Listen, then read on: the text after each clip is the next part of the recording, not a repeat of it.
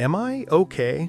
We spend a lot of time talking about red flags. We're constantly scanning ourselves for what's wrong. But when was the last time you stopped to check for what's right?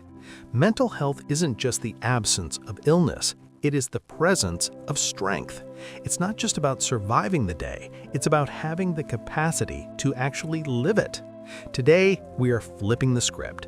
Based on psychology, here are the 3 major signs that your mental health is in a really good place. And number 2 might actually surprise you. The first and perhaps most important indicator is emotional awareness.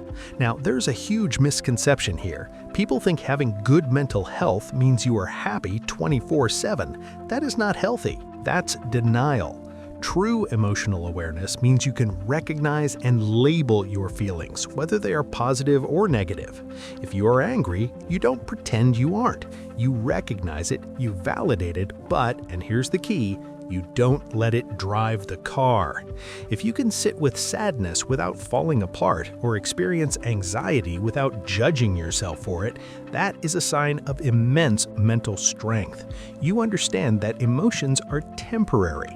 They're just data, not directives. This brings us to our second point, resilience and coping skills.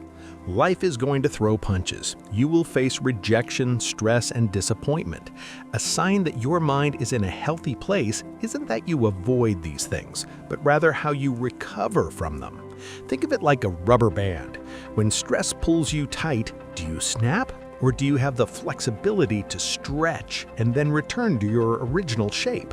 Resilient people have a toolkit. Maybe it's exercise, maybe it's therapy, or maybe it's just knowing when to take a break. If you can face a bad day, acknowledge that it sucks, and still believe that tomorrow has potential, that is the definition of mental fitness. Finally, we have to look outward. Sign number 3 is positive relationships. Humans are social creatures. We aren't meant to do this alone. A strong indicator of mental well-being is the ability to maintain close, respectful connections. But this also implies something else: boundaries. People with good mental health know their limits. They can communicate what they need without feeling guilty. If you are surrounded by people who support you and you feel safe enough to be your authentic self around them, that is a massive green flag. It shows you respect yourself enough to demand respect from others. Here's the bottom line. Mental health is a spectrum. We all have days where we feel less resilient or a little disconnected. That is completely normal.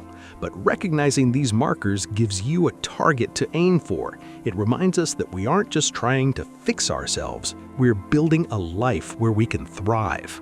I want to hear from you in the comments. Which of these 3 areas do you feel is your strongest right now? Let me know down below.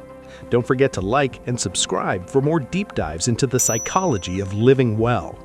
Take care of your mind, and I'll see you in the next one.